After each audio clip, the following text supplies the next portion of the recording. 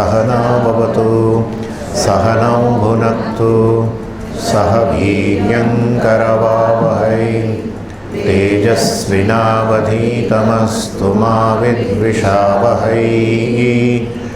ॐ शान्ति शान्ति शान्तिः। सदाशिवसमारम्भां शङ्कराचार्यमध्यमाम् अस्मदाचार्यपर्यन्तां वन्दे गुरुपरम्पराम्। ઓમ એટલે જે કાંઈ છે એના બે ભાગ કર્યા, વિષયી વિષય, અહમ ઇદમ, જ્ઞાતા જ્ઞેય, ચેતન જડ, બે ભાગ કર્યા. દ્વૌ હિ પદાર્થૌ આત્મ અનાત્મનૌ.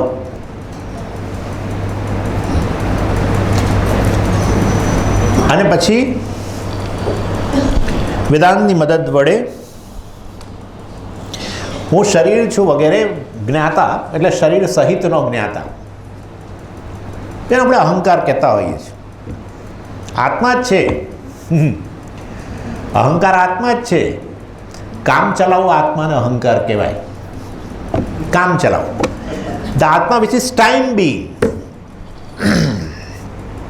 શરીર સહિતનો જે વ્યવહાર કરે, વ્યવહારિક સત્ય ધરાવે, વ્યવહારિક સત્ય કહો મિથ્યા કહો એક જ વસ્તુ છે બધી. જે ઉપયોગી હોય, ઉપયોગી હોય ને મિથ્યા હોય. જે વસ્તુ ઉપયોગી છે, સત્ય છે, એ જગતનો ખ્યાલ છે. જે ઉપયોગી છે, મિથ્યા છે, એ વેદાંતનો ખ્યાલ છે. આ તો મોટી માયા છે. વસ્તુ ઉપયોગી હોય માટે સત્ય હોવી જોઈએ એમ આપણે કહીએ. વસ્તુ આટલી બધી ઉપયોગી હોય માટે સત્ય હોય. વેદાંત કહે છે જે ઉપયોગી છે એ મિથ્યા છે. આવું છે, મહાન વસ્તુ છે ને. અર્થાત આ હું શરીર સહિતનો જ્ઞાતા, જગત જ્ઞેય છે. દેશ કાળ અને બધી વસ્તુ, આટલે સુધી વેદાંતની જરૂર નહીં. પરંતુ ખરેખર જેને હું જ્ઞાતા કહું છું એ તો વાસ્તવમાં જ્ઞાતા જ્ઞેયનું મિશ્રણ છે. કન્ફ્યુઝન, સબ્જેક્ટ ઓબ્જેક્ટ એરર, અહમ ઇદમ અધ્યાસ. અને માટે ત્યાં વેદાંતનું વિશ્લેષણ આવે. કારણ કે આ બધાનો સમગ્ર મનુષ્ય જાતિનો અનુભવ છે કે જે શરીરની સ્થિતિ એ જ અહમની સ્થિતિ. સામાન્ય શરીર બેઠેલું, હું બેઠેલું. શરીર દોડતું, હું દોડતું. શરીર સૂતેલું, હું સૂતેલું. માટે હું બરાબર સ્થૂળ શરીર, આવો બધાનો અનુભવ છે. આટલે સુધી વેદાંતનો પ્રવેશ નહીં. પરંતુ ખરેખર હું સ્થૂળ શરીર છું કે નહીં એ જે તમે ઇન્ક્વાયરી કરો ત્યારે વેદાંતની જરૂર પડે.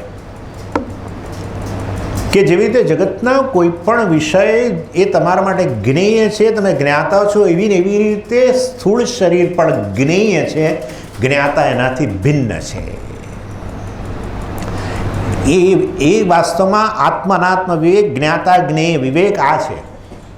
અહમિદમ વિવેક આ છે.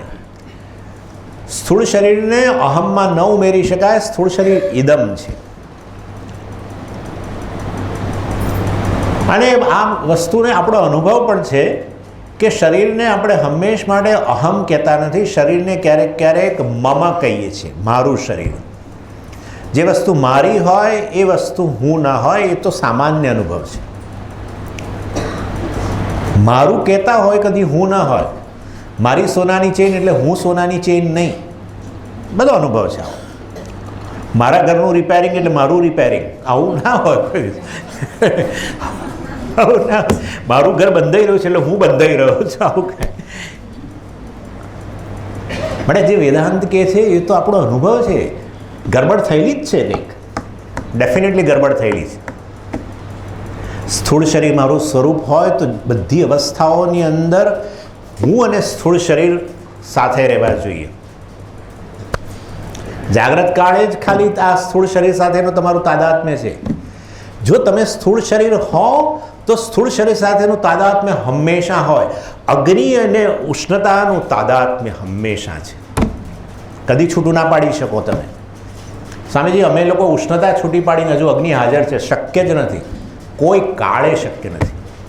જે જેનો સ્વભાવ હોય એનાથી એને છૂટું પાડી જ ન શકાય. જો છૂટું પાડ્યું તો માનું કે વસ્તુ જ રહી નથી. જો ઉષ્ણતા જતી રહે અને અગ્નિ રહે એવું બને નહીં. ઉષ્ણતા ગઈ તો અગ્નિ ગયો. માટે જો હું સ્થૂળ શરીર આ તમને લોજિક આપું છું બધું શેના માટે? નિધિધ્યાસન માટે. હું જો સ્થૂળ શરીર હોઉં તો પ્રત્યેક અવસ્થામાં હું અને સ્થૂળ શરીર હંમેશા રહેવા જોઈએ. કેવળ જાગ્રતની અંદર આ સ્થૂળ શરીર સાથે તાદાત્મ્ય છે, પછી નહીં. That's it. 12 કલાક જે જાગો છો, કદાચ માની લો 12 કલાક, એ દરમિયાન આ સ્થૂળ શરીર સાથે તાદાત્મ્ય. ઇવન સ્વપ્નની અંદર પણ તમે નવા સ્થૂળ શરીરનું નિર્માણ કરો છો. સ્વપ્નનું સ્થૂળ શરીર જે આવું ભૌતિક શરીર નથી, વાસનામય શરીર છે, જાણો છો તમે. એ સ્થૂળ શરીરનું નિર્માણ કરીને સ્વપ્નના જગત સાથે વ્યવહાર કરો છો. હું ચાલુ રહું છું, પરંતુ એ નવા સ્થૂળ શરીર સાથેનું તાદાત્મ્ય છે એમાં. આ સ્થૂળ શરીર સાથેનું નહીં. આ સ્થૂળ શરીર સાથે તાદાત્મ્ય હોય તો સ્વપ્નાવસ્થા આવે જ નહીં, હજુ જાગ્રત છો. અને સુષુપ્તિમાં તો હું રહું છું, સ્થૂળ શરીરનું તાદાત્મ્ય સંપૂર્ણ છૂટી જાય છે. એનો અર્થ થયો કે આ સ્થૂળ શરીરને અહમ કહેવું એ મહાન ભૂલ થયેલી છે. એટલે સ્થૂળ શરીર પણ જ્ઞાનનો વિષય છે, જ્ઞેય છે. અને સ્થૂળ શરીરમાં રહેલી વસ્તુઓ, ઇન્દ્રિયો, કર્મેન્દ્રિયો, જ્ઞાનેન્દ્રિયો, એની અંદર રહેલું મન, બુદ્ધિ, આ મન, બુદ્ધિ, ચિત્ત, અહંકારનો ભેદ જોઈશું હમણાં. આ બધી જ વસ્તુઓ વાસ્તવની અંદર જે આ શરીરમાં રહેલી છે એ બધી જ વસ્તુઓ પણ ખરેખર જ્ઞેય છે. પ્રત્યેકનો તમને અનુભવ છે, પ્રત્યેક વિશે તમે વાત કરી શકો છો. અને આ બધા વસ્તુઓ સાથેનું તાદાત્મ્ય તમારું ટેમ્પરરી છે. ઇવન અંતઃકરણ સાથેનું તાદાત્મ્ય ટેમ્પરરી છે. અંતઃકરણ પર લય પામી જાય છે, ઇન્દ્રિયો લય પામી જાય છે.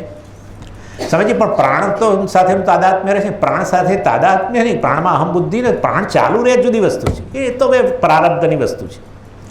પ્રારબ્ધથી પ્રાણ ચાલુ રહે છે બરાબર છે, પ્રાણ પણ પ્રાણ સાથેનું તમારું તાદાત્મ્ય નથી. હા, જ્યારે સૂઈ જાઓ ત્યારે. એનીવે, એટલે આ રીતે વાસ્તવમાં બધામાં અહમ બુદ્ધિ કેવળ અને કેવળ એકમાત્ર ભ્રમ જ છે. એને અહમ આત્મા કહેવો, સ્થૂળ શરીરને આત્મા કહેવો ભ્રમ છે. અને માટે જ્યારે સ્થૂળ શરીરને આત્મા કહીએ છીએ ત્યારે આપણે અનકમ્ફર્ટેબલ જ રહીએ છીએ. જાગ્રત કાળે સ્થૂળ શરીર સાથે તાદાત્મ્ય કરીને પછી આત્માને અર્થાત હું આ સ્થૂળ શરીર સાથે તાદાત્મ્ય પામેલો હું હંમેશા અનકમ્ફર્ટેબલ રહું છું. એટલે લોકોને જાગ્રત અને સુષુપ્તિની અંદર સુષુપ્તિ અવસ્થા બહુ ગમે છે, કારણ કે બધું તાદાત્મ્ય છૂટી જાય છે. તમે રહો છો પણ સ્થૂળ શરીર સાથેનું તાદાત્મ્ય રહેતું નથી. અનનેચરલ છે ને, બિલકુલ અસ્વાભાવિક અવસ્થા છે. જેવી રીતે જળને અગ્નિ સાથેનું તાદાત્મ્ય જે છે, ઉષ્ણતા સાથેનું તાદાત્મ્ય છે, અનનેચરલ છે. એને ગમતું નથી, છોડવાનો પ્રયત્ન કરે છે ઉષ્ણતા. Unnatural state. ચાલો, એટલે આ રીતે છેવટે નક્કી થયું કે હું જ્ઞાતા છું. જ્ઞાતા છું એમાં વાસ્તવની અંદર આપણે પછી એ જોયું કે આ જ્ઞાત હું એટલે બરાબર જ્ઞાતા, શરીર વગેરે બધું જ્ઞેય. પરંતુ હવે હું કેટલા, એટલે પછી આપણે એ પણ નક્કી કર્યું કે હું તો વાસ્તવની અંદર અનેક જણાય છે, અનેક જ્ઞાતા. પછી આપણે એમાં તપાસ કરી કે ખરેખર વાસ્તવમાં આ જ્ઞાતા પણ એક, એ તો મેં તમને હમણાં જ કહ્યું, જ્ઞાતા એ તો એક વ્યવહાર માટે છે. જ્ઞેય વસ્તુ હોય ત્યારે તમે જ્ઞાતા, પરંતુ જ્ઞેય વસ્તુ ના હોય તો પછી જ્ઞાતા ખરેખર રહેતો નથી ત્યાં. તો જ્ઞાતા રહેતો નથી એટલે પણ જ્ઞાતા તો હું છું એટલે હું નથી રહેતો ના, તમે ચાલુ રહો છો પણ જ્ઞાતાપણું નથી રહેતું, કારણ કે જ્ઞેય વસ્તુ નથી. માટે હું જે છે એ જ્ઞાતા જે છે તે પછી શેમાં લય પામી ગયો? જ્ઞાનમાં, ચૈતન્યમાં. સત્યમ જ્ઞાનમ અનંતમ. એ જ્ઞાન એટલે ચૈતન્ય. જ્ઞાન હોય, તમે જ્ઞાન સ્વરૂપ હોય તો જ જ્ઞાતા બની શકો, નહીં તો કેવી રીતે બનો? એટલે વાસ્તવની અંદર જ્ઞાન સ્વરૂપ છો તમે, ચૈતન્ય સ્વરૂપ છો. આ તમારી વાસ્તવિકતા છે. હું ચૈતન્ય છું, જ્ઞાન છું, એ મારી વાસ્તવિકતા છે. અને પછી એ જ્ઞાન કે ચૈતન્ય એટલે કે અહમ, હું, એની સીમા કેટલી છે એ આપણે નક્કી કરી. એની સીમા ખરેખર કોઈ છે નહીં, અસીમ છે. કારણ કે એનું કોઈ રૂપ જ નથી. કેમ એનું રૂપ નથી? કારણ કે એ વાસ્તવની અંદર એ અવકાશમાં રહેલું નથી. જે અવકાશમાં રહેલું એ વસ્તુનું રૂપ હોય, એને હાઈટ હોય, એની એક ઊંચાઈ હોય, એની લંબાઈ હોય, એની પહોળાઈ હોય, ઊંડાઈ હોય, એમાં બાજુ હોય, આ બાજુ હોય, જમણી બાજુ હોય, ડાબી બાજુ હોય. વસ્તુ જે રૂપ ધરાવે એમાં બધું હોય. જે અવકાશમાં રહેલું હોય એમાં બધી વસ્તુ હોય. પણ અવકાશ વાસ્તવની અંદર ચૈતન્યમાં રહેલું છે. અવકાશની ગેરહાજરીમાં જો ચૈતન્ય હાજર હોય, હું હાજર હોઉં, તો વાસ્તવમાં હું અવકાશમાં રહેલો નથી. અને એ પણ મેં તમને સમજાવ્યું કે અવકાશમાં જો મારું અસ્તિત્વ હોય તો અવકાશ લય પામે તો હું લય પામી જાઉં, પરંતુ હું વાસ્તવમાં ચાલુ રહું છું પણ અવકાશ લય પામી જાય છે. અને માટે વાસ્તવમાં દેશ કે અવકાશ જે છે એ મારામાં પ્રતિષ્ઠિત છે. અવકાશ મારાથી પ્રકાશિત છે, મારાથી એનું અસ્તિત્વ છે, અહમથી જેનું અસ્તિત્વ છે, ચૈતન્યથી જેનું અસ્તિત્વ છે. વસ્તુ ચૈતન્યથી પ્રકાશિત થાય ને માટે એનું અસ્તિત્વ નક્કી થાય. હમણાં વાત કરું જ છું, એ સચ્ચિતની વાત કરીશ. એટલે વાસ્તવની અંદર અને એવી રીતે કાળ પણ વાસ્તવમાં કાળનું અસ્તિત્વ પણ એ મારે કારણ છે. કાળ મારાથી પ્રકાશિત છે, હું કાળમાં પ્રકાશિત થતો નથી, વગેરે વગેરે. અને આ રીતે અહમ જે છે એ વાસ્તવમાં મર્યાદાથી રહિત, દેશકાળની મર્યાદાથી રહિત છે. બધી જ વસ્તુઓ મારાથી અભિન્ન છે, ચૈતન્યથી અભિન્ન છે. ચૈતન્યની બહાર કોઈ વસ્તુ નથી, ચૈતન્યની ઉપરાંત કોઈ વસ્તુ નથી, ચૈતન્ય સિવાય કોઈ વસ્તુ નથી. ચૈતન્ય વગર કોઈ વસ્તુનું અસ્તિત્વ શક્ય નથી. ચૈતન્યથી દૂર કોઈ વસ્તુનું અસ્તિત્વ શક્ય નથી. તમે ગમે એટલી દૂર વસ્તુ કહો પણ છે તો ચૈતન્યમાં જ. તમે કહો ફલાણી વસ્તુ, સ્વામીજી તમારું અમેરિકા 15,000 માઇલ દૂર છે, આવું તમે કહો, પણ વાસ્તવમાં ચૈતન્યમાં જ ચેતન વ્યક્તિ જ કહે છે કે આ 15,000 માઇલ દૂર છે. એટલે વાસ્તવની અંદર કોઈ વસ્તુ ચૈતન્યથી દૂર નથી, બિયોન્ડ. કોઈ વસ્તુ ચૈતન્યથી ઉપરાંત નથી, ચૈતન્યની બહાર નથી, બિસાઇડ્સ. અને કોઈ વસ્તુ ચૈતન્ય સિવાય એનું અસ્તિત્વ સિદ્ધ થઈ શકતું નથી. એટલે બિયોન્ડ, બિસાઇડ્સ, વિધાઉટ, ત્રણ વસ્તુ. અને એ રીતે સમગ્ર જગત ચૈતન્યમાં પ્રતિષ્ઠિત છે, ચૈતન્યથી પ્રકાશે છે. દેશકાળ અને સમગ્ર જગત આ ચૈતન્યથી પ્રકાશિત થાય છે. માટે જ વાસ્તવની અંદર કર્પૂર આરતી કરતાં આપણે કહીએ છીએ ને, શું કહીએ છીએ? ન તત્ર સૂર્યો ભાતિ ન ચંદ્ર તારકમ નેમા વિદ્યુતો ભાંતિ કુતોય મગ્નિ તમેવ ભાંતમ અનુભાતિ સર્વમ. આત્મા ભાસે છે, બધું એને લઈને ભાસે છે, અનુભાસે છે. જેમ મારું અત્યારે આ પ્રકાશ જે છે એ ભાસે છે, એ પ્રકાશમાં મારું શરીર અનુભાતિ. વાસ્તવમાં શરીર પોતે પ્રકાશક નથી. નહીં તો તમે કહો કે સ્વામી તો ખરા છે, સ્વામી સૂર્ય જેવા પ્રકાશ છે. વાસ્તવમાં એ તો ગરબડ છે. પેલો પ્રકાશની અંદર આ વસ્તુ પ્રકાશિત થાય છે, એ ભાતિ અનુભાતિ વાસ્તવની અંદર. એટલે સૂર્ય, ચંદ્ર, બધી જ વસ્તુઓ વાસ્તવની અંદર પ્રકાશિત થાય છે, ચૈતન્યથી પ્રકાશિત થાય છે. એટલે વાસ્તવમાં સમજીએ, સૂર્ય પ્રકાશે છે શેના કારણે? આંખ પ્રકાશે છે માટે સૂર્ય પ્રકાશે છે. જે વ્યક્તિની આંખ નથી એને માટે સૂર્યની ગરમી છે, સૂર્યનો પ્રકાશ નથી. એટલે સૂર્ય પ્રકાશે છે કારણ કે આંખ પ્રકાશે છે. આંખ પ્રકાશે છે કારણ કે મન પ્રકાશે છે. જો આંખની પાછળ તમારું મન ન હોય તો એ આંખ જેની સામે હોય એના દર્શન થતા નથી. એટલે ઘણીવાર લોકો ટગર જોતા હોય, આપણે જાણીએ છીએ કે એનું મન ક્યાંય બીજે છે, ખરેખર જોતો નથી. એટલે કહેવાનો આશય છે કે આંખ જેથી સૂર્ય આંખથી પ્રકાશે છે, આંખ જે છે મનથી પ્રકાશે છે, મન પ્રકાશે છે, વાસ્તવમાં આત્મા પ્રકાશે છે, સાક્ષી પ્રકાશે છે. સાક્ષીની હાજરીને કારણે મન પ્રકાશિત થાય છે. એ મનની પ્રકાશને કારણે આંખ પ્રકાશે છે, આંખના પ્રકાશને કારણે સૂર્ય પ્રકાશે છે. એટલે વાસ્તવની અંદર ન તત્ર સૂર્યો ભાતિ ન ચંદ્ર તારકમ. જ્યાં આત્મા ભાસી રહ્યો છે ત્યાં કોઈ ભાસ. આ બધા જે લ્યુમિનરીઝ, આ બધા પ્રકાશકો છે, એ બધા જ પ્રકાશકો વાસ્તવમાં સ્વતંત્ર નથી. એ ભગવાન આપ ભાસી રહ્યા છે, એના કારણે આ સમગ્ર જગત ભાસી રહ્યું છે. પણ કેવું ભાસે છે? આપના ભાસવાને કારણે ભાસી રહ્યું છે, નહીં કે સ્વતંત્રપણે ભાસી રહ્યું. એટલે આ રીતે વાસ્તવની અંદર આપણે જોયું. અને પછી પેલી પણ વાત કરી, અને કે શરીર વગેરે જે છે એ શરીરની અંદર હું રહેલો નથી. ડેફિનેટલી શરીર વગેરે અવકાશમાં છે અને અવકાશ સહિતનું જે શરીરો સહિતનું અવકાશ જે છે એ વાસ્તવની અંદર ચૈતન્યમાં પ્રકાશે છે. આ ચૈતન્ય કારણે એનું અસ્તિત્વ છે. એટલે માટે એ વાસ્તવની અંદર હું ખરેખર શરીરમાં રહેલો નથી. બધા શરીરો, આ શરીર જ નહીં, સર્વ શરીરો એની અંદર રહેલા છે. અને આ રીતે વાસ્તવમાં ત્યારે આત્મા સર્વવ્યાપી છે એમ કહેવાય.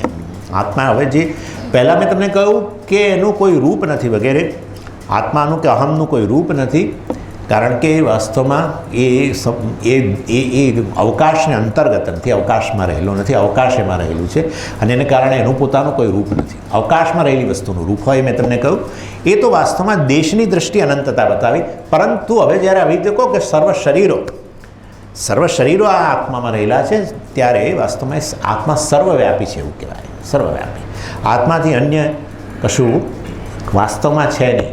જે કંઈ જેનો અનુભવ કરી રહેલા છો તમે એ વાસ્તવમાં આત્માના જ મિથ્યા રૂપ છે, મિથ્યા નામ રૂપ છે. જગત જે છે જેને નામરૂપ કહી શકો એ વાસ્તવમાં આ આત્માની મિથ્યા અભિવ્યક્તિ છે. આત્માની મિથ્યા અભિવ્યક્તિ અનુભવના સ્તરે અનેક નામ છે, અનેક રૂપ છે, પરંતુ ખરેખર પ્રત્યેકના મૂળની અંદર કેવળ અસ્થિભાતિ પ્રિય કે વાસ્તવમાં આત્મા જ છે. અને પછી આવા આત્મા કેટલા છે એ કહ્યું એક અદ્વિતીય છે. એક અદ્વિતીય આત્મા છે અને એટલે એક અદ્વિતીય હોવાને કારણે એનાથી અન્ય કશું છે નહીં. એને એટલા માટે વાસ્તવમાં હવે ભયનું કોઈ કારણ ના રહ્યું. એટલે અહમ જે છે એ એના અહમમાં શું થાય છે, ભય શાના કારણે હોય? સ્વામીજી હું એક આ ને એક બીજો છે એ મારા માટે ભયનું કારણ છે, પણ તમારાથી અન્ય જ કશું નથી. મારા સમાન અન્ય બીજો અહમ છે નહીં. એટલા માટે એક જ અહમ વાસ્તવની અંદર બધા જ અંતઃકરણ દ્વારા અભિવ્યક્ત થયેલો છે. અને માટે કોઈ ભયનું કારણ રહેતું નથી. હંમેશા ભયનું કારણ ત્યારે જ હોય જ્યારે અન્ય મારા જેવો જ અન્ય હોય, તો મારા જેટલી જ સત્યતાવાળું અન્ય હોય તો ભયનું કારણ બની શકે. મારાથી અન્ય ખરેખર બીજું કશું છે નહીં, બીજો કોઈ અહમ નથી. અને એટલા માટે તમે જુઓ સર્વનામ બધા જે વપરાતા હોય છે, તમને ખબર હશે તો તું સર્વનામ છે. યુ માટે વાપરીએ ને તું કે તમે, એના દ્વારા અનેકનો નિર્દેશ થઈ શકે. તમે કહો કે તે, એ દ્વારા અનેકનો નિર્દેશ થઈ શકે.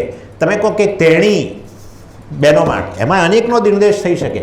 પણ જ્યારે તમે હું કહો, હું સર્વનામ વાપરો, અનેકનો નિર્દેશ ના થાય, એકનો જ નિર્દેશ થાય.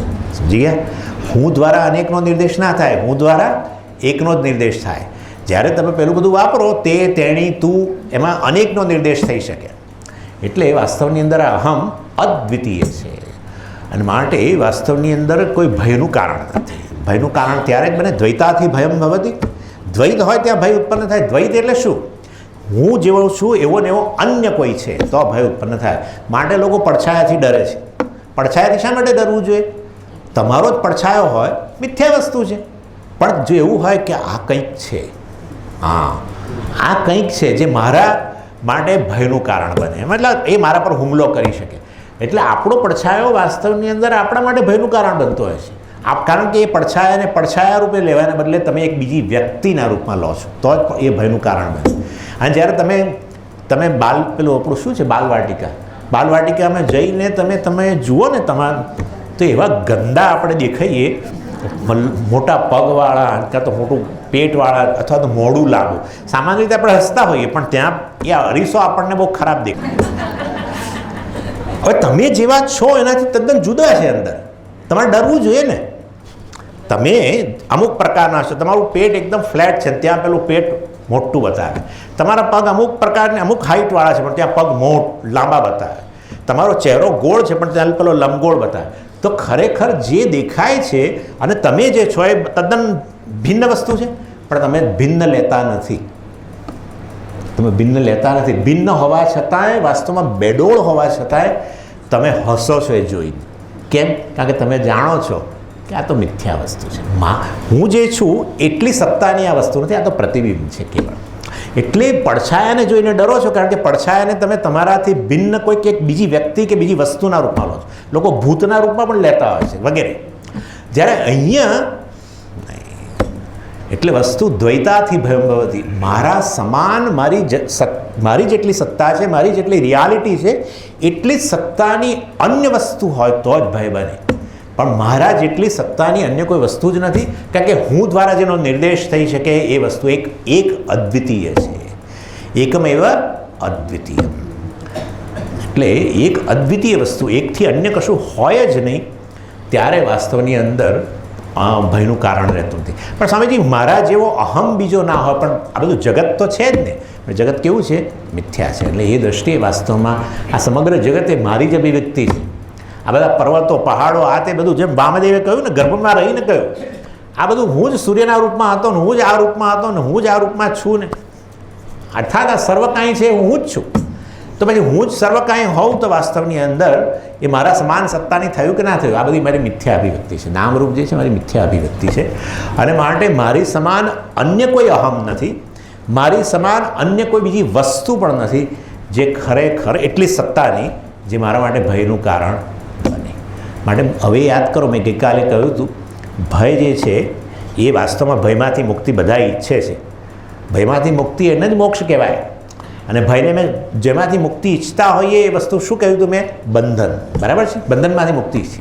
તો હું ભયભીત છું, ભયગ્રસ્ત છું, એ વાસ્તવમાં તદ્દન વાહિયાત વસ્તુ છે. અહમ એવો છે કે એનાથી અન્ય કોઈ વસ્તુ જ નથી. એક અદ્વિતીય અજોડ છું. મારે સમાના જગતની અંદર કોઈ વસ્તુ નથી. આઈ એમ યુનિક. આવું કે મારે સમાના જગતની અંદર કોઈ વસ્તુ જ નથી. જેમ હું એક અને મારા પ્રતિબિંબો હોય આજુબાજુ 15 મિરરની અંદર, તો હું જરૂર કહી શકું કે મારા સમાન કોઈ વસ્તુ નથી. ભલે ને જુદું જુદું દેખાતું હોય, પણ એ સર્વની સત્તા મારે કારણે છે. એ સર્વ ભાસે છે મારે કારણે. મારે સમાન એ કોઈ વસ્તુઓ નથી. ભલે ગંદા દેખાતા હોય, બેડોળ દેખાતા હોય, કદરૂપા દેખાતા હોય, પરંતુ એ બધું રમૂજનું કારણ બને, ભયનું કારણ ન બને. આનું નામ વેદાંત.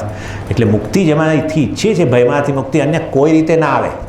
અસલામતી કે ભયમાંથી મુક્તિ કોઈ રીતે ના આવે.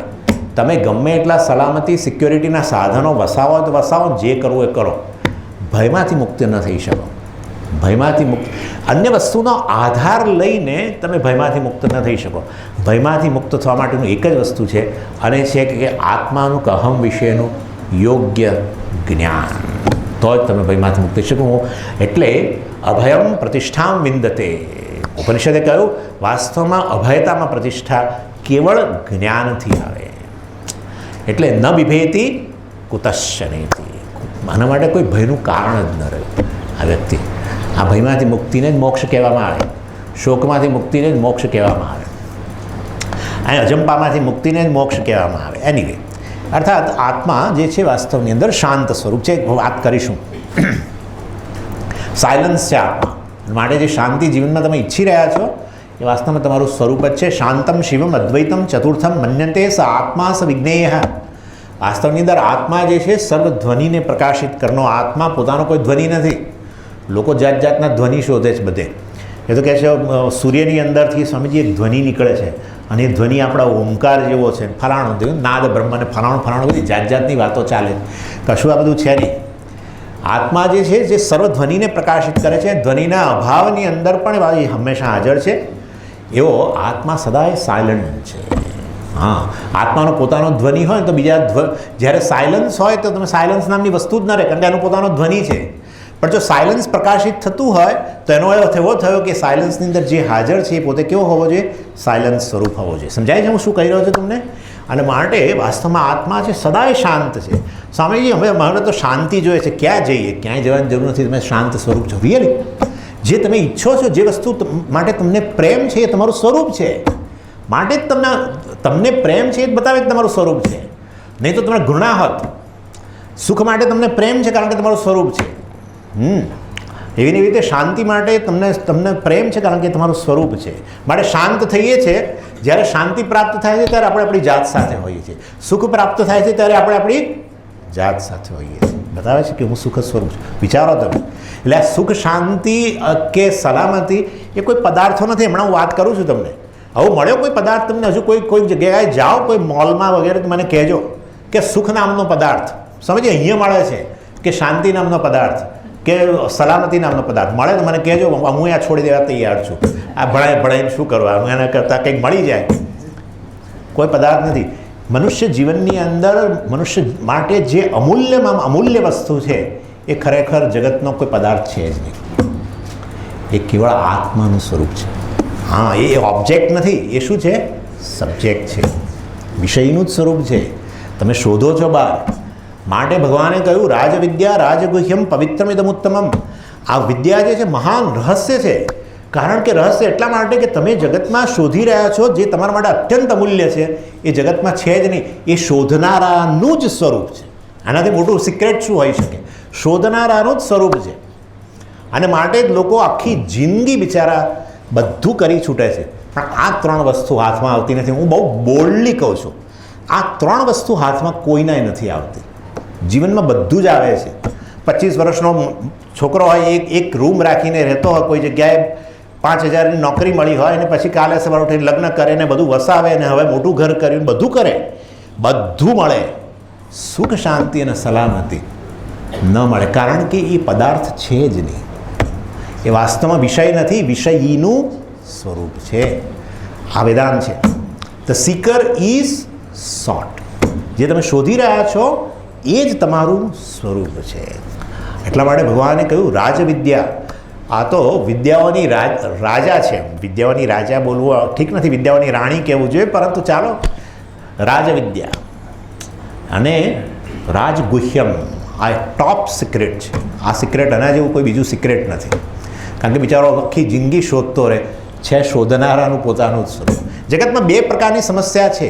એક સમસ્યાનું સમાધાન એ બહાર છે, એક સમસ્યાનું સમાધાન સમસ્યાને અંતર્ગત છે. ઠંડી લાગતી હોય મને તો પછી સમસ્યાનું સમાધાન બહાર છે. મતલબ સ્વેટર લાવો, આ લાવો, તાપણા પાસે જાઓ, બહાર છે.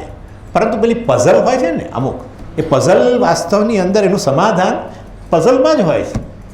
હા, એ પઝલ એટલા માટે, પઝલ એટલે કોયડો. એ કોયડો જો ન સમજાય તો કોયડો સમસ્યા, પણ જો સમજાઈ ગયો મતલબ એ તો વાસ્તવમાં ઉકેલ ત્યાંનો ત્યાં જ રહેલો છે. એટલે હંમેશા સમસ્યા 2 પ્રકારની હોય છે. કેટલીક સમસ્યાઓનું સમાધાન સમસ્યાથી બહાર હોય અને બીજી કેટલીક સમસ્યા છે એનું સમાધાન સમસ્યામાં અંતર્ગત હોય. આ સમસ્યા એ પ્રકારની છે. માટે વાસ્તવની અંદર શરીર ટકાવવું આ તે બધા માટે બરાબર છે, બહાર ધન જોઈએ વગેરે, પણ ધનથી સલામત બની જવું, ધનથી સુખી બની જવું, વાસ્તવમાં તો ધનિક લોકોને પૂછો કેટલા સુખી છે અને કેટલા સલામત છે, જરા પૂછી લેજો. વાસ્તવની અંદર તમારા મારા કરતાં વધારે અસલામત છે લોકો, એટલું યાદ રાખજો. તમારા મારા કરતાં વધારે દુઃખી છે. એક વ્યક્તિ હમણાં મને અમદાવાદમાં કહે છે, નામ નહીં આપું, બહુ પ્રતિષ્ઠિત વ્યક્તિ છે, એ વ્યક્તિ રોજની 5 ઊંઘની ગોળી લે છે. સ્થિતિ બહુ ખરાબ છે. કારણ કે સહેજ ઊંઘની ગોળી લે ને પછી પાછી ઊંઘ તૂટી જાય છે, વળી પાછી ઊંઘની ગોળી લે. પેલા લોકો સમજાવે છે કે ન લેવાય આ રીતે, પણ લે છે. બહુ જ ધનિક વ્યક્તિ છે, કરે છે. સવારે 6 વાગે લે છે છેલ્લી ગોળી, કે કલાક હજુ 2 કલાક ઊંઘ આવી જાય. વિચારો તમે. એટલે જે આપણે અમૂલ્ય વસ્તુ છે જેના માટે આખું જીવન જજુમીએ છે એ વસ્તુ વાસ્તવમાં વિષયનું જ સ્વરૂપ છે.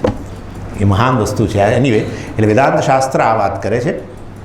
હવે મારે જે કહેવાનું હતું તે એક વસ્તુ એ હતી, એટલે કે એક ચૈતન્યમાં જ સમગ્ર જગત પ્રતિષ્ઠિત છે, સમગ્ર જગત પ્રકાશે છે, સમગ્ર જગતનું અસ્તિત્વ એની અંદર રહેલું છે.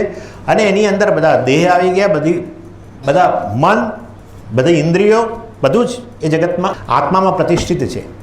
એટલે હવે પ્રશ્ન એ થાય છે કે જો સ્વામીજી બધા જ મન પણ આ છેવટે આત્મામાં જ રહેલા હોય તો પછી હવે વાસ્તવની અંદર તમારા મનમાં શું ચાલે છે મને ખબર પડવી જોઈએ. હે, તો એવું જ થયું ને કે સ્વામીજી બધા જ મન આત્મામાં રહેલા હોય, એક જ ચૈતન્યમાં રહેલા હોય, તો બીજાના મનની અંદર પણ શું ચાલે છે ખબર પડવી જોઈએ. પણ એ ખબર ન પડે. બીજાના મનની અંદર જે ચાલે છે એ જાણવા માટે એ પ્રકારની વૃત્તિ ઉત્પન્ન થવી જોઈએ. એ વૃત્તિ ઉત્પન્ન થાય ત્યારે વસ્તુ જણાય. આ વસ્તુ અત્યાર સુધી મારી પાસે હું જાણતો નહોતો.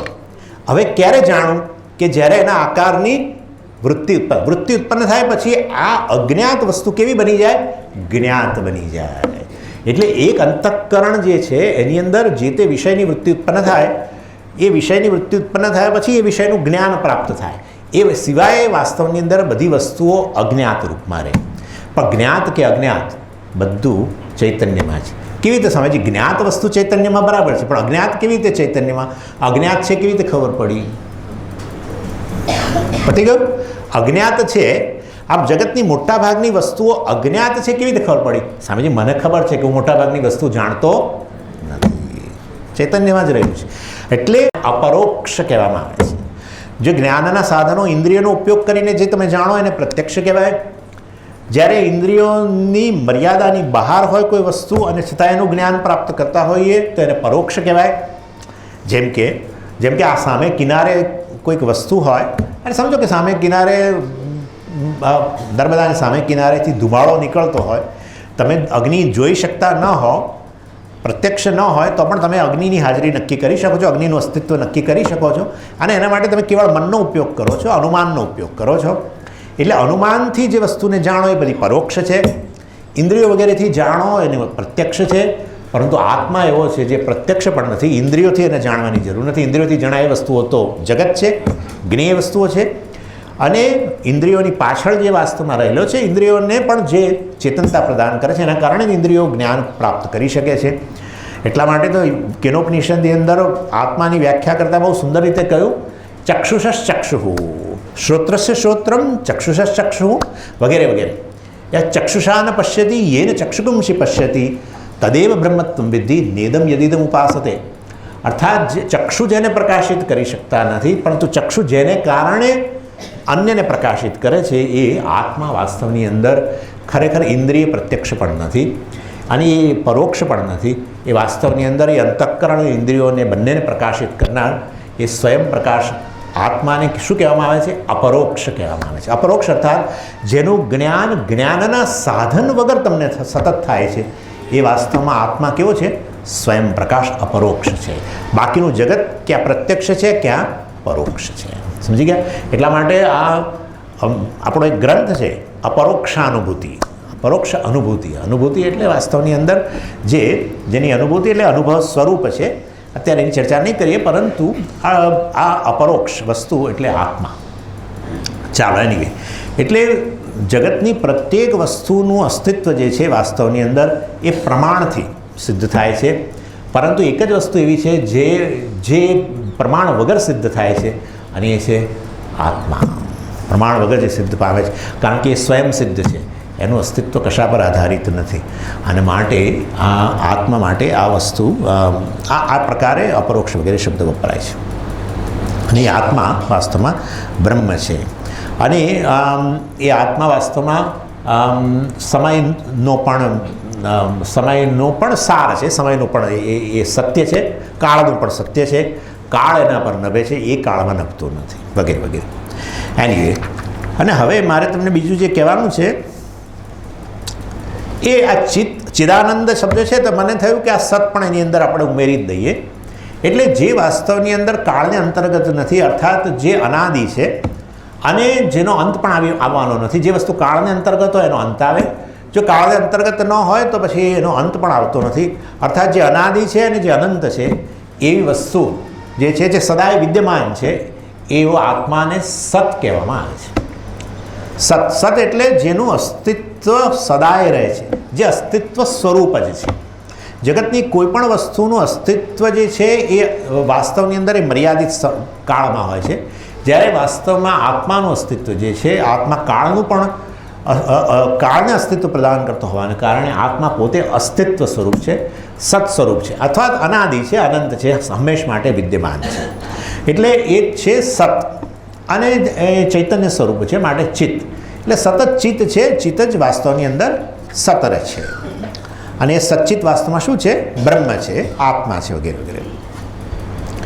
અને વસ્તુઓ આવે છે અને જાય છે, પરંતુ આ સચ્ચિત જે છે હંમેશ માટે રહેલું છે. અને માટે એ સચ્ચિત જ વાસ્તવમાં સર્વવ્યાપી બ્રહ્મ હોવાને કારણે પ્રત્યેક વસ્તુની અંદર એ વિદ્યમાન છે. દાખલા તરીકે તમે કહો કે આકાશ છે, તો એ આકાશમાં રહેલું છેપણું આ સત છે. સમજી ગયા? ઘડામાં રહેલું છેપણું, ઘડો છે એમ તમે કહો ત્યારે ઘડામાં રહેલું છેપણું ખરેખર કોનું છેપણું છે? માટીનું છે. તરંગ છે તમે જ્યારે કહો ત્યારે એ છેપણું તરંગમાં ખરેખર એનું પોતાનું નથી, કોનું છે? જળનું છે. સમજી ગયા? એવી ને એવી રીતે વાસ્તવમાં આ સચ્ચિત જે છે એ જ વાસ્તવમાં સર્વવ્યાપી હોવાને કારણે આકાશ છે, વાયુ છે, અગ્નિ છે, જળ છે, પૃથ્વી છે, કે કંઈ પણ વસ્તુ એ છે, પેલા છે, અને કહીએ છીએ ને આપણે હી ઇઝ, શી ઇઝ વગેરે, પ્રત્યેકમાં ઇઝ કહીએ છીએ ને, છે એ છે વાસ્તવની અંદર કોણ છે? તમે છો. સમજી ગયા? એ સચ્ચિત જ વાસ્તવમાં એ બ્રહ્મ છે, એ જ બધાની અંદર વ્યાપેલું છે. અને જ્યારે છે પણોની તમે વાત કરો ત્યારે જોડે ચિત્ત પણ એની સાથે જ જાય છે, કારણ કે કોઈ પણ વસ્તુનું અસ્તિત્વ એ વાસ્તવમાં એના જ્ઞાન વગર સિદ્ધ ન થઈ શકે. કોઈ પણ વસ્તુ છે, આકાશ છે, તો એનો અર્થ એવો થયો કે આકાશથી તમે સભાન છો, બરાબર ને? અર્થાત ચૈતન્યથી વાપેલી હોય વસ્તુ ત્યારે જ એનું જ્ઞાન થાય અને ત્યારે જ વસ્તુનું અસ્તિત્વ સિદ્ધ થાય. કોઈ પણ વસ્તુ છે તો એની સાથે એનું જ્ઞાન જોડાયેલું જ હોય. સત અને ચિત્ત બંને વાસ્તવમાં એની સાથે ને સાથે જ જતું હોય. એટલે સચ્ચિત જ વાસ્તવની અંદર બધે વ્યાપેલું છે. અને સચ્ચિત જે છે એટલે બધા એટલે આ સમગ્ર જગતને વ્યાપેલું છે. અને સચ્ચિત એટલે એના કારણે કેવું છે? વાસ્તવમાં લિમિટલેસ બ્રહ્મ છે, કારણ કે આકાશથી માંડીને બધા જ વ્યાપેલું છે.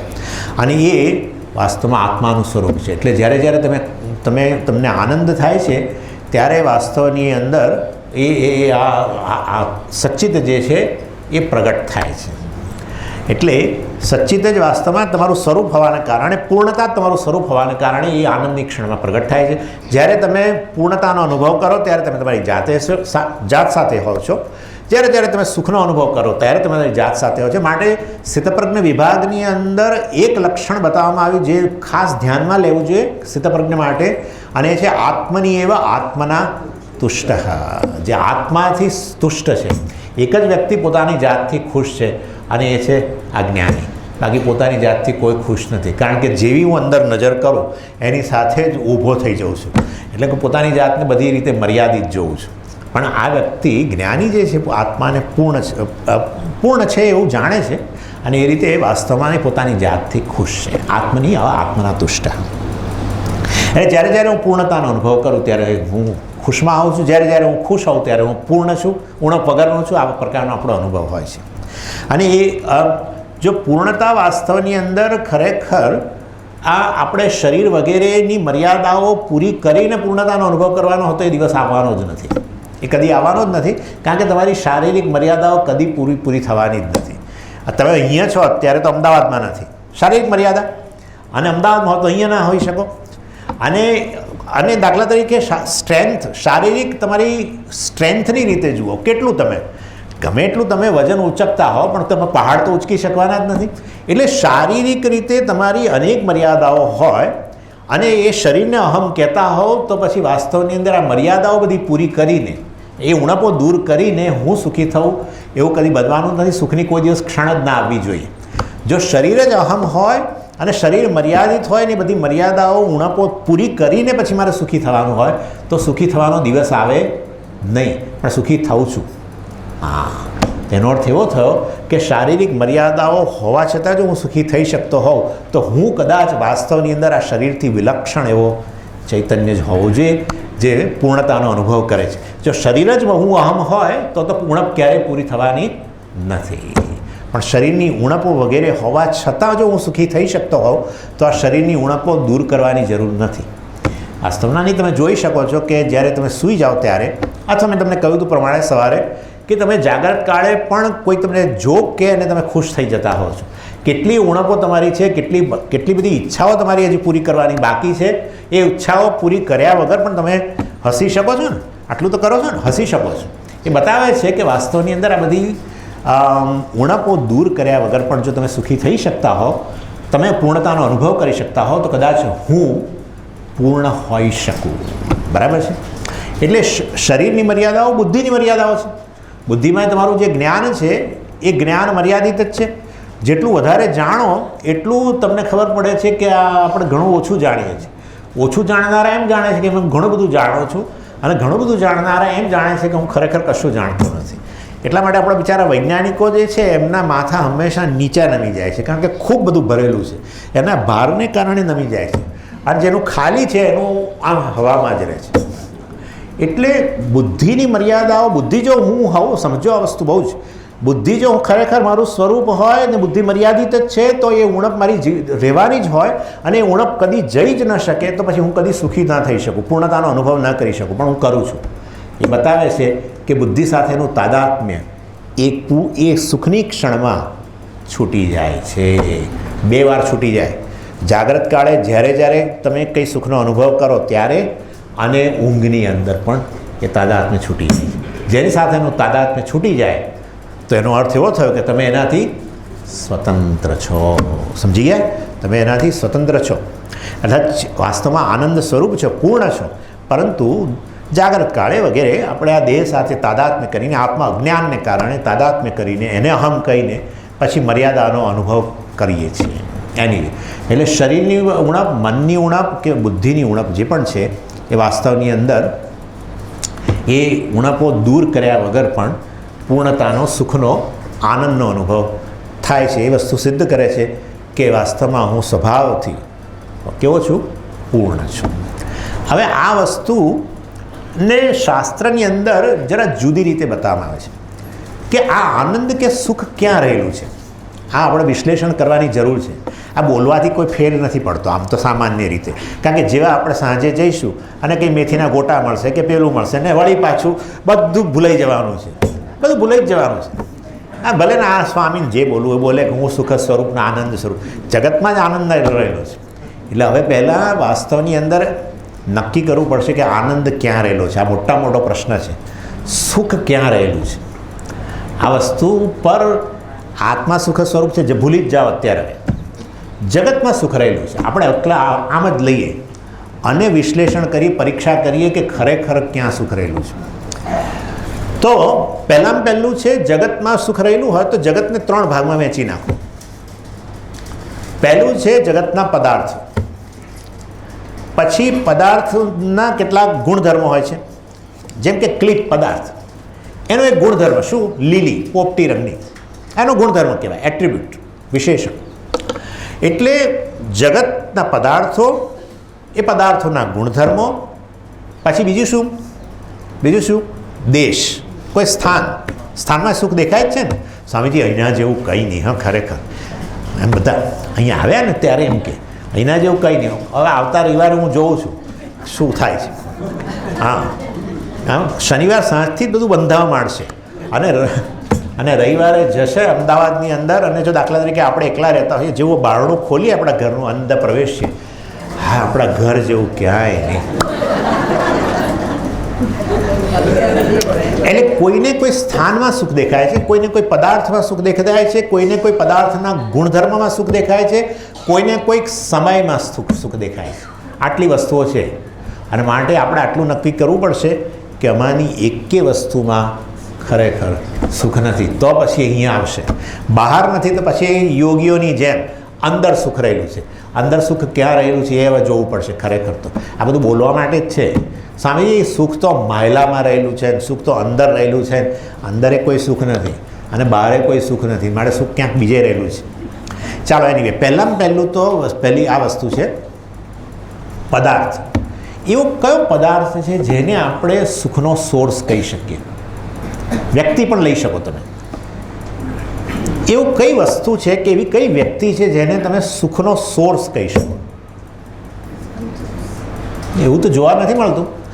જો એવું હોત તો સેલ નામની વસ્તુ જ ના હોત. અમેરિકામાં સેલ હોય છે, ગરાજ સેલ.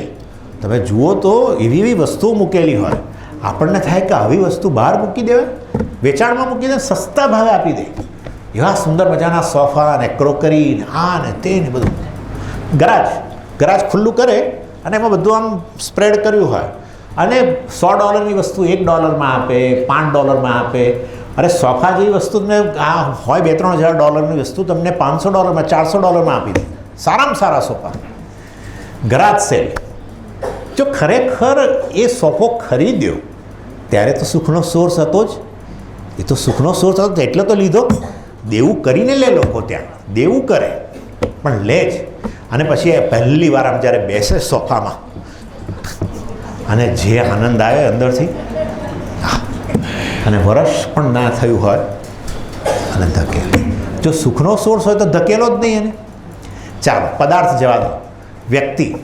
વ્યક્તિ જો સુખનો સોર્સ હોય તો છૂટાછેડા નામની વસ્તુ જ ના હોત. છૂટાછેડા એટલે શું? કે એક વ્યક્તિ જે છે એની જોડે લગ્ન કરવા માટે તૈયાર આકાંક્ષા રાખીને બેઠો છે, બીજી વ્યક્તિ એનાથી છેડો છોડાવવા માટે તૈયાર બેઠો છે.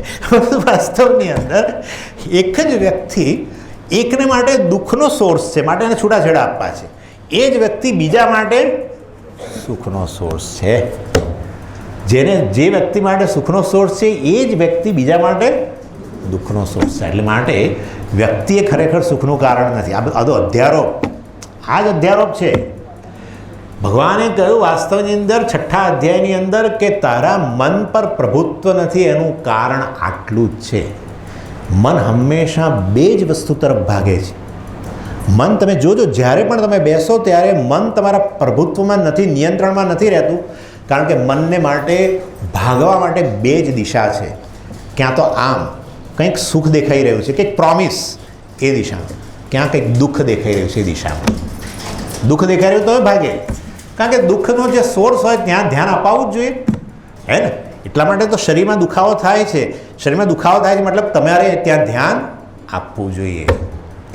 માટે ભગવાને કહ્યું કે તારા મનની માસ્ટરી ઓવર ધ માઇન્ડ, મનનું પ્રભુત્વ નથી. કારણ કે મન ફક્ત બે દિશામાં ભાગે છે, અને બંને દિશામાં ભાગે છે ત્યારે કેવળ અને કેવળ અધ્યારોપ જ કરેલો છે, બીજું કશું જ નહીં.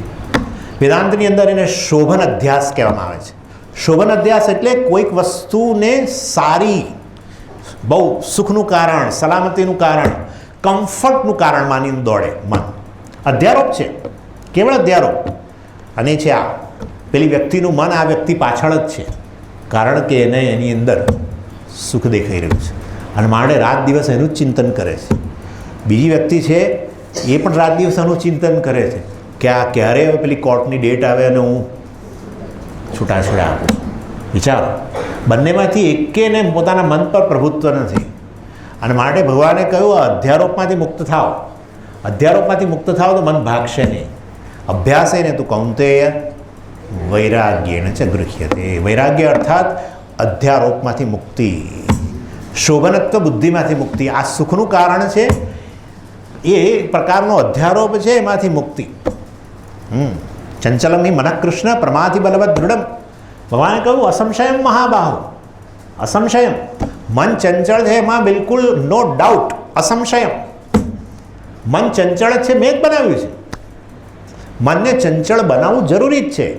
નહીં તો અત્યારે આ 40-50 મિનિટની અંદર મન ચંચળ ન હોત, મન એક જગ્યાએ સ્થિર થઈ ગયું હોત તો શું થયું હોત? 40 મિનિટનું પ્રવચન બ્લેન્ક બની ગયું હોત. બ્લેન્ક. કારણ કે હું જેવો પ્રવેશ્યો ને તમારા મનની અંદર મારા આકારની વૃત્તિ આવી, બસ પછી આગળ કશું જ નહીં. મન હવે સ્થિર થઈ ગયું એક જ વૃત્તિમાં, પતી ગયું. પછી હું જે બોલું છું એના આધારે એના પર મન હવે ચિંતન કરી શકતું નથી. એટલે મનની ચંચળતા, મનનું ડાયનેમિઝમ, મનની આ પ્રકારની દોડ એ મનની સ્વસ્થતા બતાવે છે. લોકો મન ચંચળ છે માનીને એને અસ્વસ્થ માને છે. મન વાસ્તવની અંદર આ પ્રકારે દોડતું મન, અનેક વસ્તુઓનું ચિંતન કરતું મન હેલ્ધી મન છે. જો મારું મન બહુ વધારે વિચાર ન કરી શકતું હોય ટોફુ વગેરે ખાવાને કારણે, તો આ ટોફુ ખાય એટલે એનું થિંકિંગ સ્લો થઈ જાય છે, એવું કહેવામાં આવે છે. થિંકિંગ સ્લો થઈ જાય. અથવા વિપાસનાને કારણે, કારણ કે એમાં સતત એક જ વસ્તુ જો કરવાની, બીજું કશું વિચારવાનું જ નહીં. બીજો વિચાર આવે ને તમારે વળી પાછું લઈ આવવાનું, બીજો વિચાર આવે ને લઈ આવવાનું. મન છેવટે વિચારવું હવે બહુ સ્લો થિંગ, પેલી સ્લો મૂવી આવે છે ને એવું સ્લો, બધું એકદમ સ્લો થઈ જાય. માદું મન કહેવાય. તમારું મન દોડવું જોઈએ. તો પછી આવું દોડતું મન હોય તો પછી તમારે અર્જુનને પ્રશ્ન કરવાની જરૂર નથી.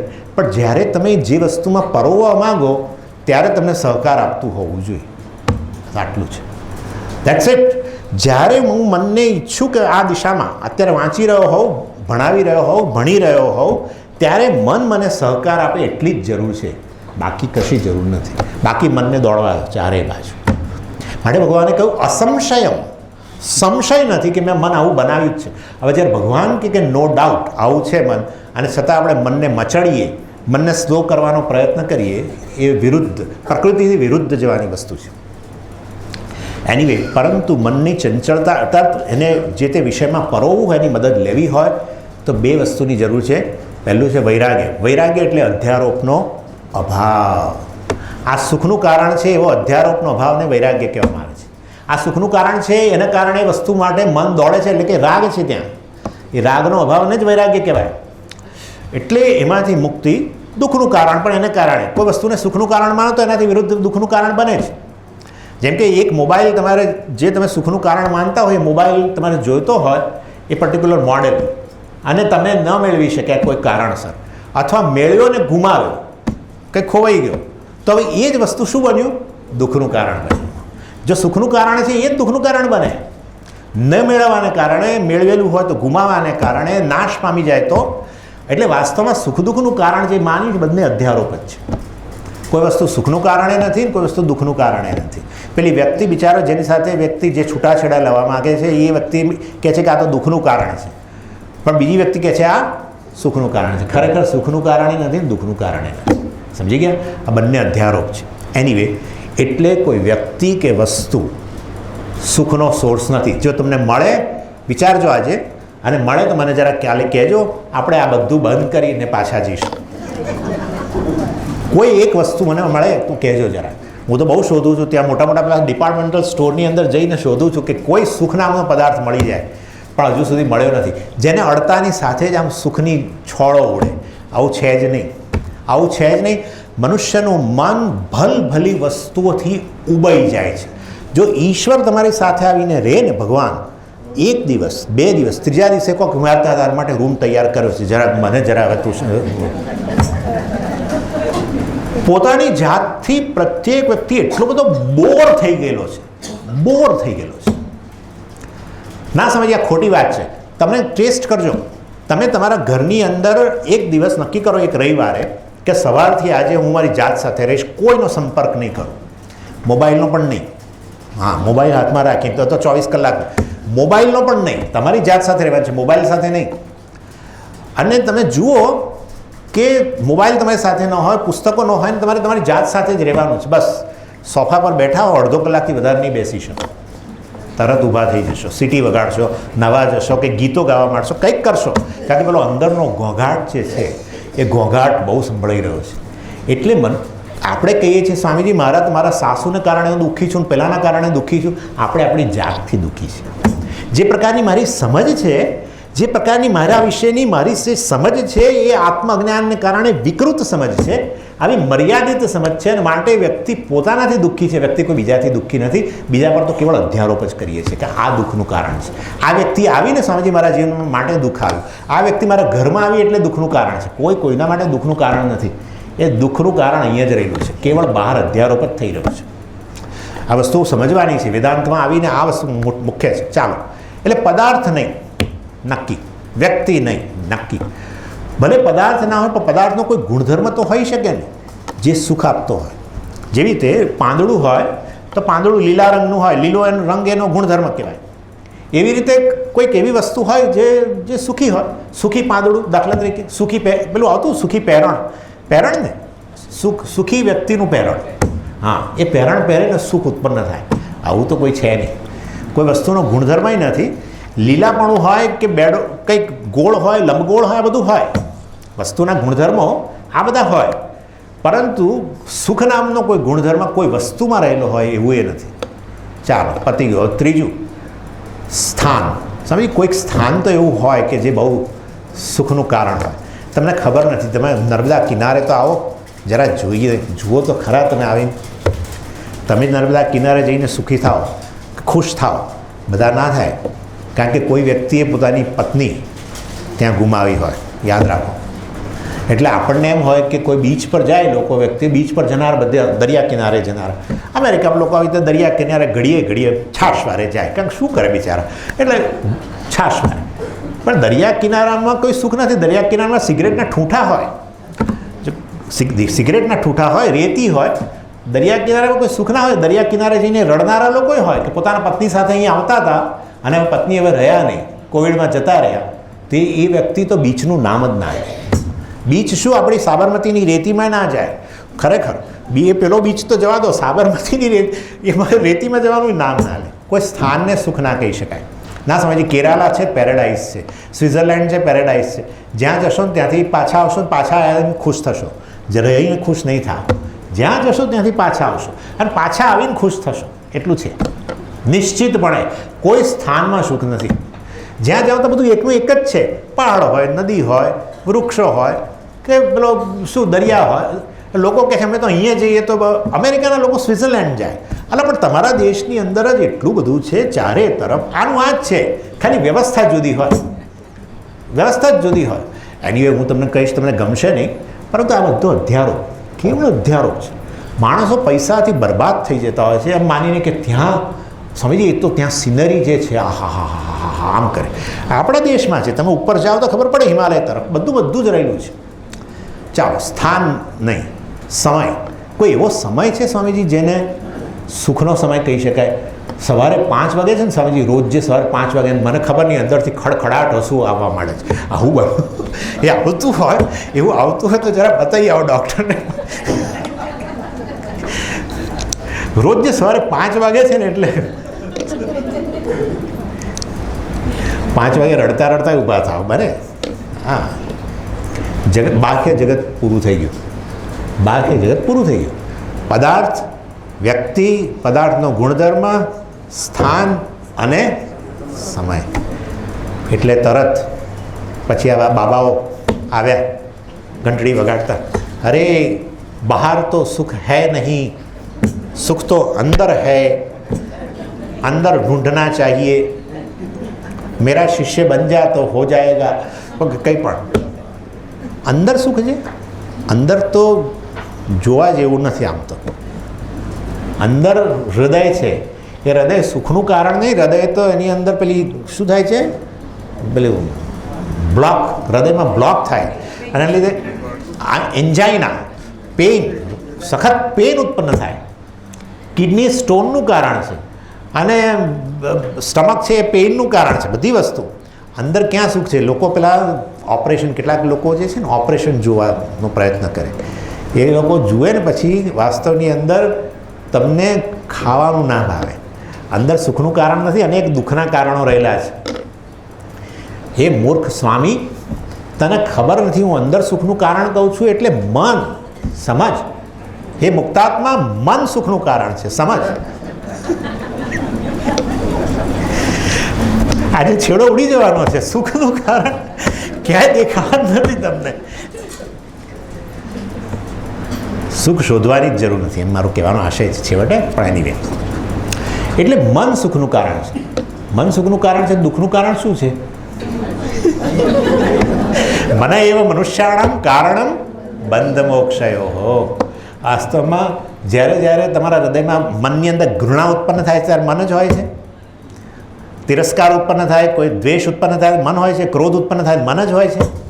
હે, એટલે વાસ્તવમાં મન સુખનું કારણ છે કે દુઃખનું કારણ છે? સમજી, સુખ અને દુઃખ બંનેનો સોર્સ છે એવું ના હોય. ગમે તે એક વસ્તુ, જે શીતળતા અને ઉષ્ણતા બંનેનો સોર્સ એક ના હોય છે. સોર્સ જે છે એ વાસ્તવમાં એક જ હોય.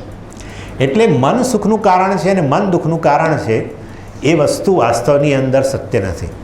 તો પછી સુખનું કારણ ક્યાં છે? સુખનું કારણ ક્યાં છે? સુખનો સોર્સ મતલબ.